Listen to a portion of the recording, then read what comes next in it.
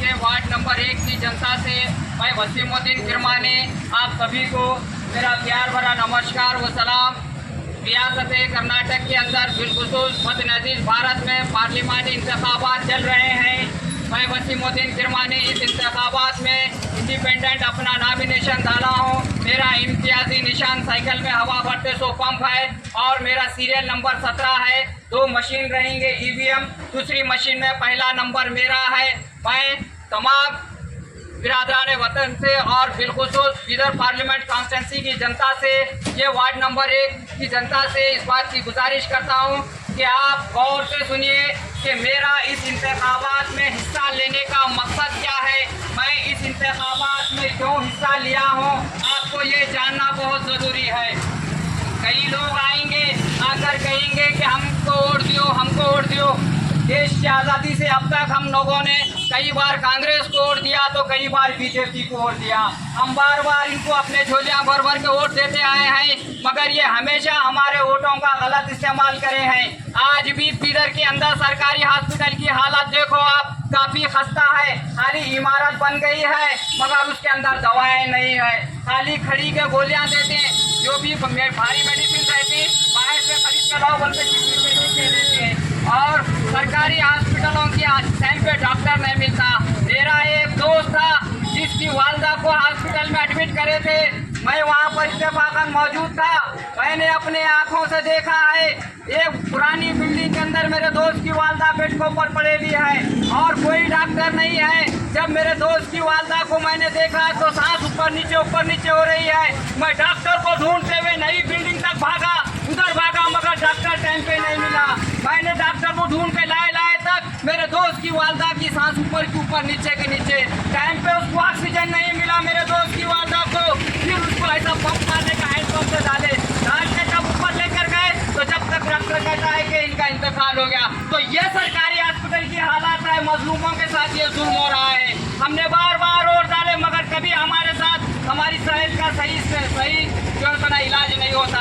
आज गवर्नमेंट स्कूलों की हालत देखो, गवर्नमेंट स्कूलों के अंदर जो है सो ना ऐसी बुरी हालत है। हर सरकारी स्कूल के अंदर बिल्डिंग सही नहीं, बिल्डिंग के अंदर कलर सही नहीं, बिल्डिंग के अंदर फर्नीचर सही नहीं, बिल्डिंग के अंदर स्कूल के अंदर टीचर सही नहीं।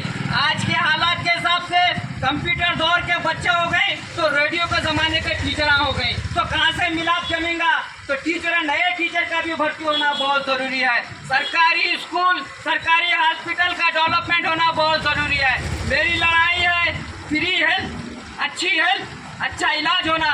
अगर ज़्यादा कोई बड़ी बीमारी होती है तो लिख देते हैं कि गुलबर्गा जाओ, हैदराबाद जाओ, बेंगलोर जाओ। हम क्यों जाना हैदराबाद, गुलबर्गा, बेंगलोर? क्या हम ये प्लेन खरीदी तो भी उसका टैक्स दे रहे हैं, हम वोट दे रहे हैं। हम क्यों बेंगलोर गुलबर्गा जाना इलाज के वास्ते? तुम मेरा साथ दो, तुम मुझे वोट दो, मैं तुम्हारा इलाज बिदर में कराऊंगा। बड़े से बड़ा इलाज भी अगर रहेगा तो बिदर के ग्रंथ हॉस्पिटल में कराऊंगा, वो इंतजाम लाऊंगा। और हर सरकारी स्कूल के अंदर अच्छे टीचर्स का अपॉइंटमेंट कराऊंगा, अच्छी बिल्डिंग बनाऊंगा, बच्चों को जो सुना एडमिशन दिलाऊंगा, एजुकेशन को इम्प्रूव कराऊंगा।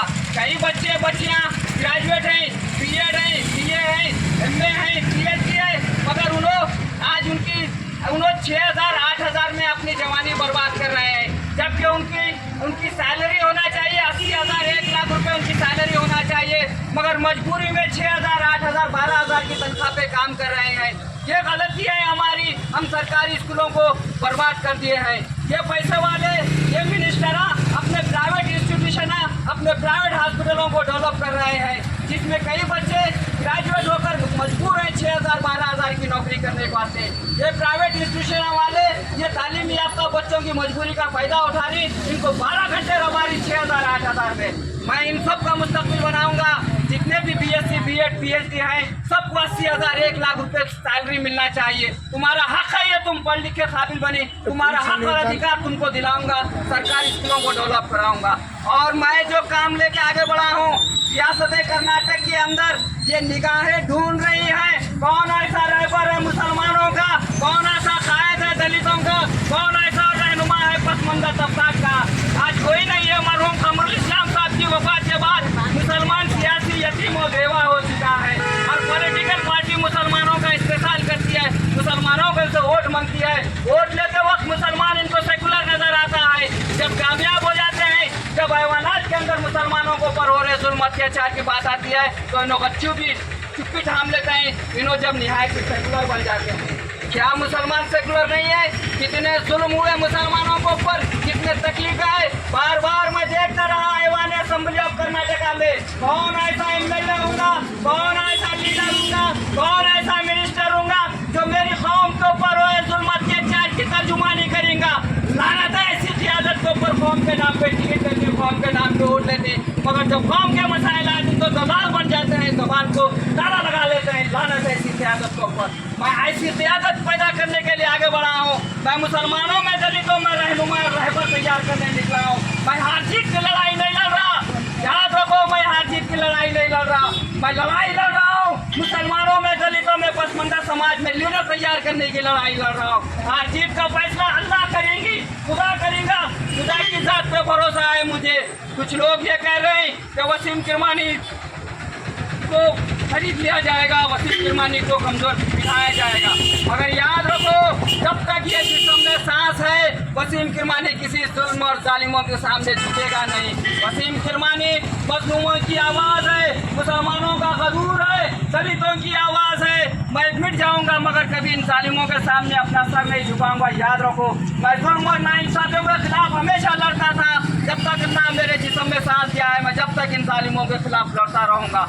मैं बीदर के डेवलपमेंट के लिए निकला हूँ, बिलखुसूस मुसलमानों में क़ियादत पैदा करने निकला हूँ। आज मुसलमान सियासी यतीम और बेवा हो चुका है। हर पॉलिटिकल पार्टी मुसलमानों को इस्तेमाल करती है, मगर जब बराबरी की चेयर देने की बात आती है, जब हुकूम तकसीम करने की बात आती है तो अंदर का अंदर बांट लेते हैं, बचा खुचा लागत टुकड़ा मुसलमानों के सामने फेंक देते हैं। मगर ये मुस्लिम कायदीन लानत है इनके ऊपर, वो टुकड़ा उठा लेके झोली में डाल लेके आ जाते हैं। इनके हलक में जबान नहीं कि हमने इतने वोट दिए, हमारे को इतने सीट होना, हमारा इतना अधिकार है बोल के नहीं बोलते। मैं यो सब बोलने के लिए आगे बढ़ा हूँ। लाज रखो मेरी, तुम मुझे हार जीत के मुझ पर मत तोलो, तुम क़ियादत के इस पे तोलो। मैं कायद बनने निकला हूँ, कौम को एक लीडर देने निकला हूँ मैं। तुम मेरी याद रखो, मेरा साथ दो और अपनी आवाज़ को मजबूत करो। रियासत कर्नाटक के अंदर 28 पार्लियामेंट कॉन्स्टिट्यूंसी है, भले ही तुम 27 पे सेकुलर पार्टियों को वोट दो, मगर आए मुसलमानों, आए दलितों, आए पसमंदा समाज के लोगों, तुम बीदर के अंदर अपनी लाज रख लो। आज अगर बीदर में तुम मेरा साथ देंगे तो पूरे रियासत के दलितों, पसमंदा समाज सेकुलर और मुसलमानों की इज्जत रहेगी। मैं सियासी वजूद की लड़ाई लड़ रहा हूँ, राजनीति की लड़ाई नहीं लड़ रहा।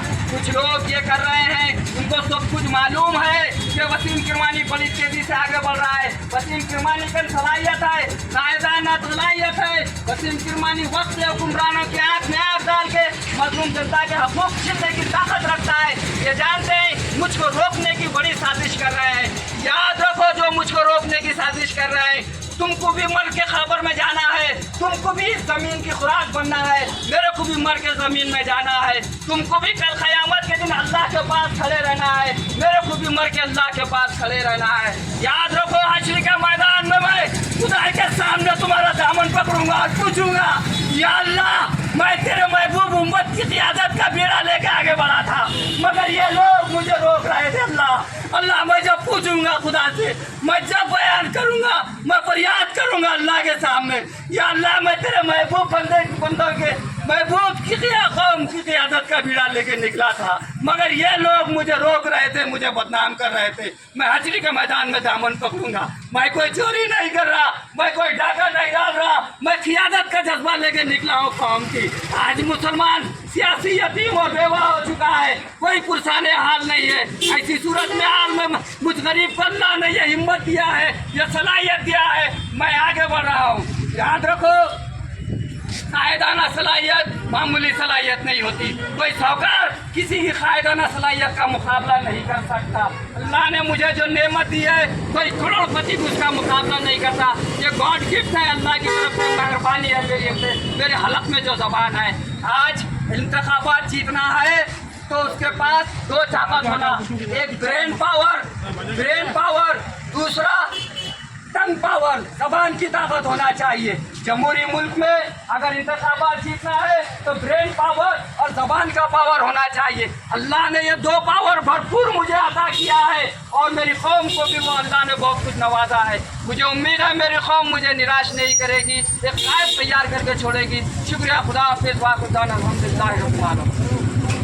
15 रुपये में